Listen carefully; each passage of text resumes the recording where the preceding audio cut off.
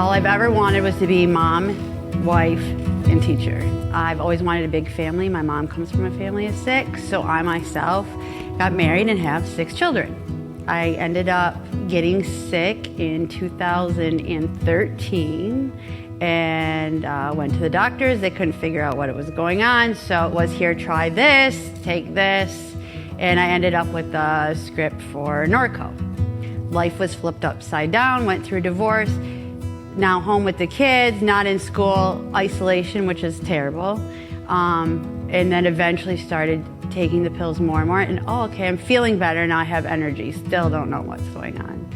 I came to a point where life was rough and I was in a lot of pain, so I upped how many I was taking, and then I had a massive stroke. The deficits from the stroke were major in getting back, to somewhat kind of normal functioning level, and the Vicodin just made it all better and it made it easier. And then it was one of the kids in the car and said, "You're taking another one." Mind you, I'm driving a car down the road with my kids in it. When my child said that to me, and I was like, oh, they're prescribed.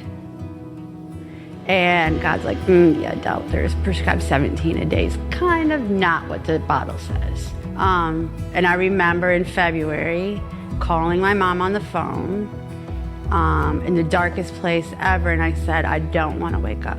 And I said, I don't want to, but I can't do this anymore, and I don't know how to quit. And she just talked me through it, listened to me cry, and said, what about your kids? What about them? If you don't wake up tomorrow, what happens?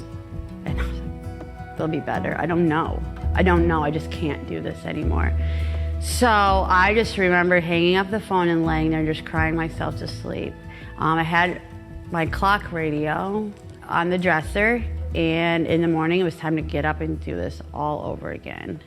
And the radio was set to HopeFM, and Casting Crowns, Oh My Soul came on. And that was like God showed up right in my bedroom. And every lyric to that song was directed to me to hear. I grew up with God. I knew about God. I knew about Jesus. I've been in church. But this was like the test. This was it. Like, if you say who you are, you're going to have to take this from me because I cannot do it. And there's a trillion songs you guys play that I can tell you stories about. But that one, that was life-changing. That saved me, that saved my children, that saved my family, that saved everything that I have. So without that song and that moment in time, I can't guarantee I'd still be here.